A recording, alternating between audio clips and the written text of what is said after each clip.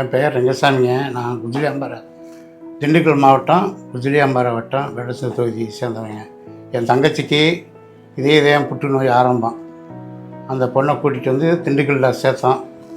சிறிதர்கிட்ட சேர்த்தோம். சிறிதர் என்னன்னாரு, நீங்கள் நேரம் தேவைக்கு புற்று நோய் மையத்துக்கு போங்க, அங்கே போனால் நல்லாயிருக்கும்னு சொன்னாங்க. இங்கே வந்தவங்க நீங்கள் 18 வருஷம் சார் வரவிட்டார்.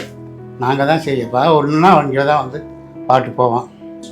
தங்கச்சி பயந்தாங்க. ஆனால் ராஜாராம் டாக்டர் சொன்னதில்லை, நீங்கள் இந்த இதை கண்டு பயப்பட வேண்டாம்.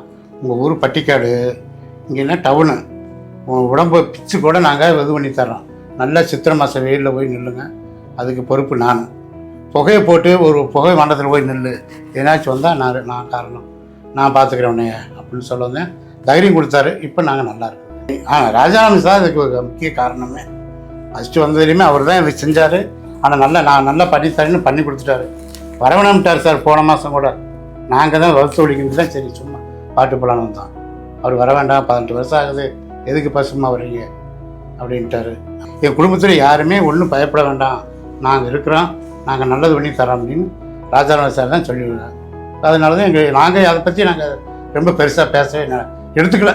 இல்லை ஆஸ்பத்திரியிலாம் சிஸ்டர்களே மாத்திரை கொடுத்தா கூட ஒரு தடவை சார் 5000 ரூபா பணம் கொண்டாந்து கட்ட சொன்னார். இது உண்மை நடந்தது. கொண்டாந்து கட்டவும் நாங்கள் காசில் இருந்துக்கிட்டோம். இவர் என்னன்னாரு, மறுநாள் வரும்போது காசு 6 மாதம் வாங்க மாட்டேன்ட்டார். 6 மாதம் கழிச்சு தான் சார் வாங்குறேன் சார், என்னங்க நாங்கள் சொல்லி கேட்க மாட்டேங்கிறீங்க.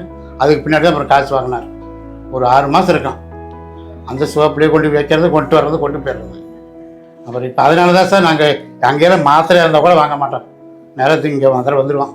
தேவி இதில் எல்லாருமே பரவாயில்ல. டாக்டரு, நர்ஸு, சிஸ்டர் எல்லாமே நல்ல குணமாக இருப்பாங்க. ஆனால் யாருமே உட்காருங்கப்பா தாத்தா உட்காருப்பா அப்படின்னு தான் சொல்லுவாங்க. வேறு எதுவுமே சடப்படன்னு பேச மாட்டாங்க. தேவகி சிறப்பு மருத்துவமனை, தேனி மெயின் ரோட், அரசரடி, மதுரை. மருத்துவம் மனிதநேயத்துடன்.